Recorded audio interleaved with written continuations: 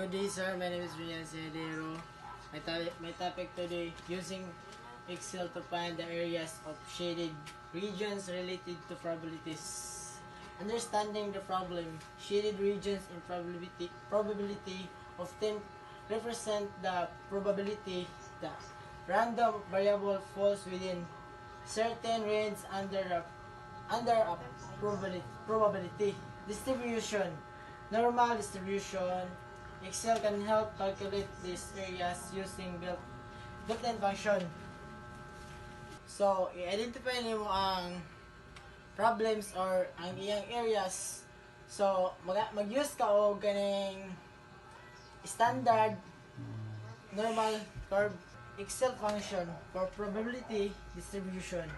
Excel provides several statistical functions for different distribution such as normal distribution, X value, mean, standard deviation, cumulative for normal distribution, norms distribution, Z value, cumulative for standard normal distribution, mean, 0 standard deviation equals 1.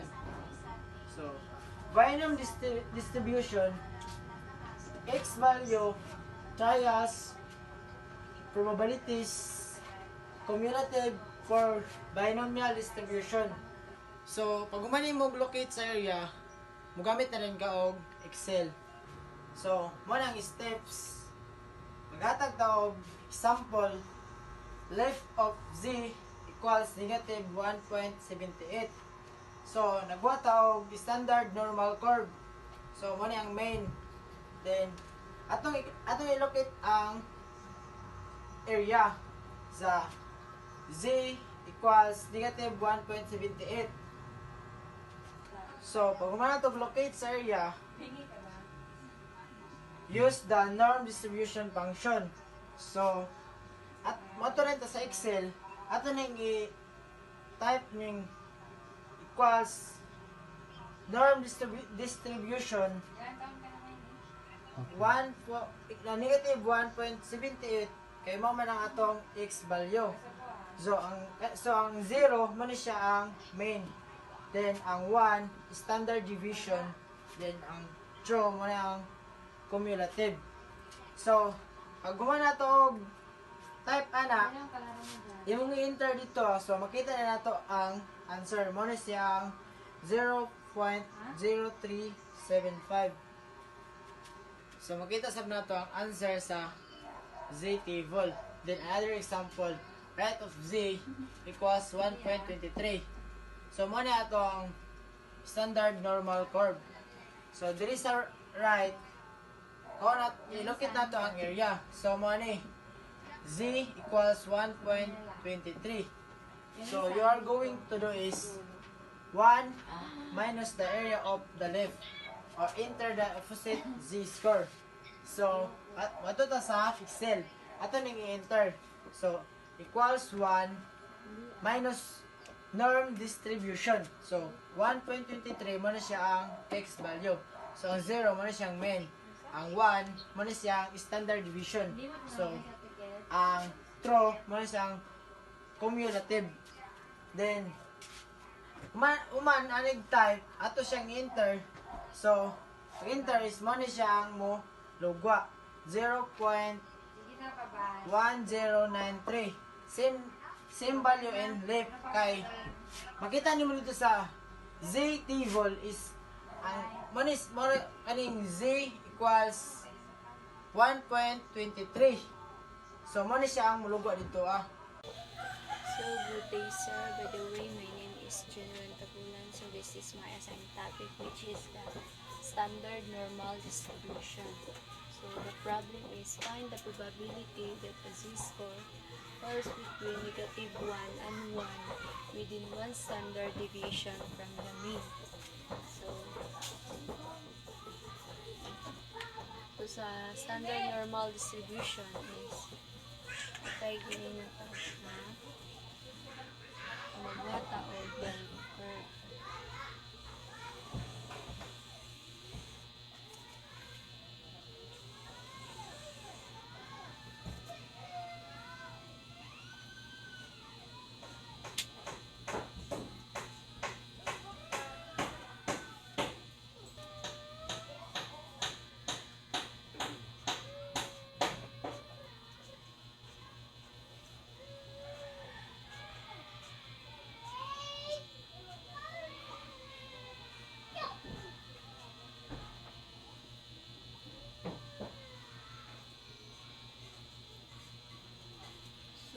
diri sa to ang ibutang is ang sa center is ang mean. So diri is one stand division. The same diri one stand division. Then two stand division.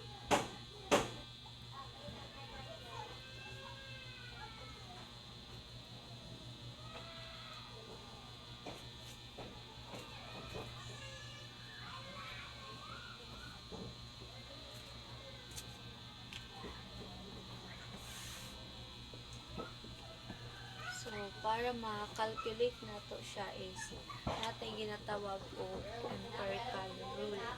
So, butang ta diri o 68%. 68% lies between one stand division. Then 95% two stand division. And 99.7% is between 3 standard deviation.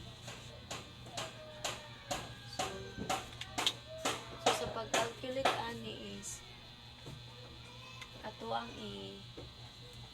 i-calculate ang 68 divided by 2. So 68 divided by 2. 234. So, utang na po diri 34%. 34%. Next is ato ang i-minus ang 68 minus 95. 68 minus 95. Then divided by 2.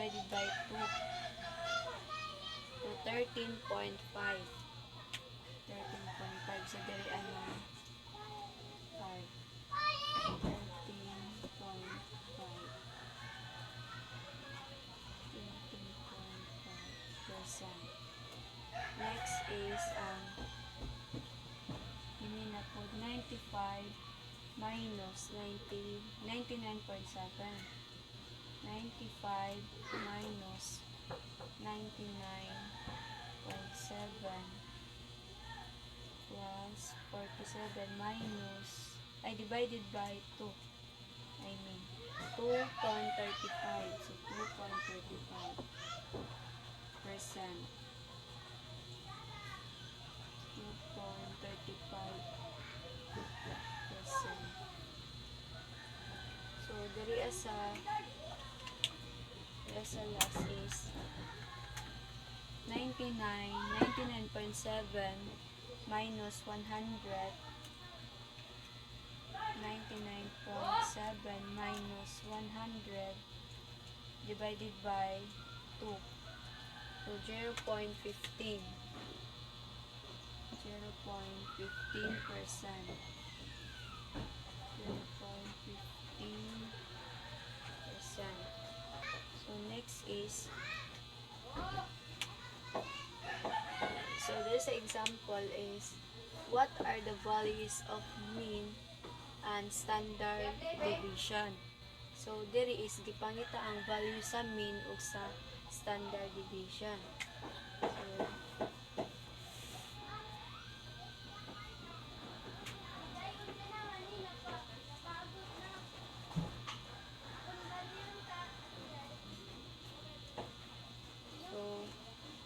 So ang value sa mean ug sa standard deviation is naa naman sa given. So ang ato ang mean is 50.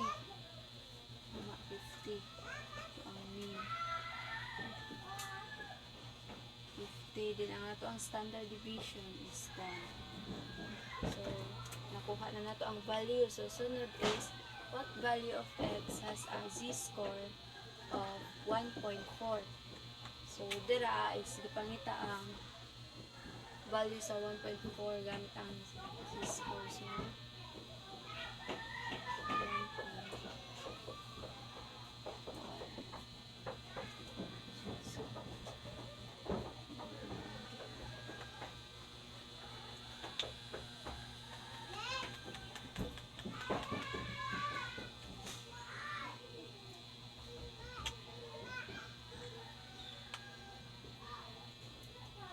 is ipangita ang value sa 1.4. So, magbuhat ta og formula para makuha natin ang action.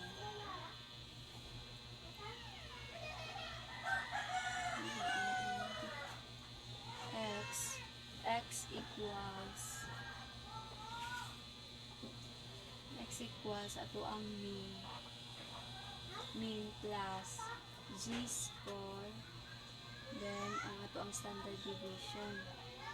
So X equals ato ang mean is 50, so 50 at ibutan 50 plus ato ang Z score is 1.4, then ang ato ang standard deviation which is 10. And so X equals 50 plus 14. So 50 plus 14 is ito na siya o 64. So ano na ito ang value sa 1.4 sa Z-score. So next is what is the Z-score that correspond to X equals 30. So what na po ta formula?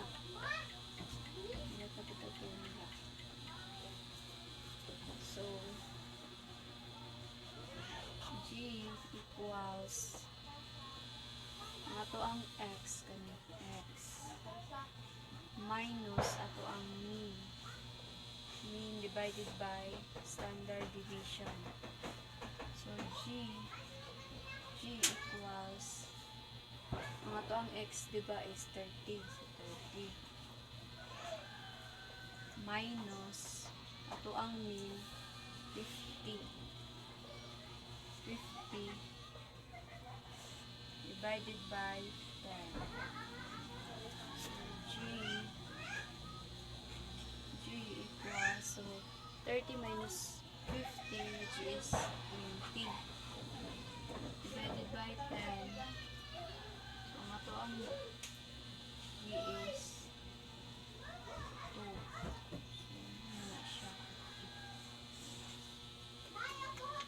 So next is what is the difference between positive and negative of G values. So there is magbuhat ta og line graph.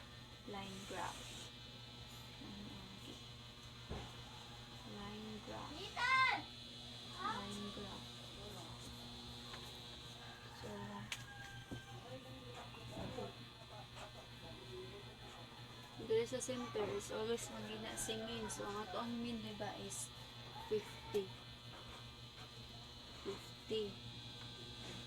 Then there is 64.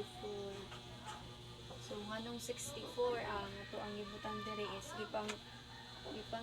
ang differences ng good nila is kung minsa daw ang kaning greater than 50 is, diba, ang greater than 50 is 64. Then, there's a picos is 30.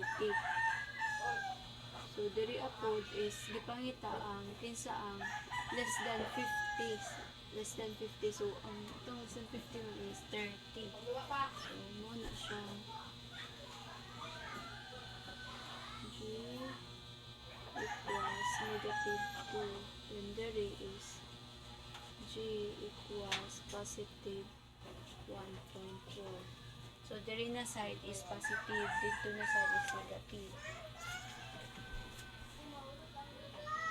So, mean.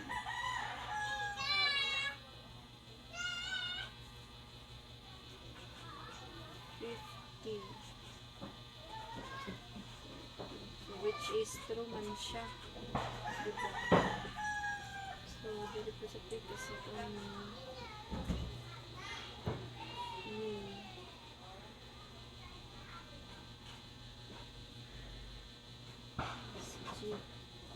So 50 greater than 64. Sabta naman niyo. So which is true, gihapon siya. So that's all. Mula ito kong topic.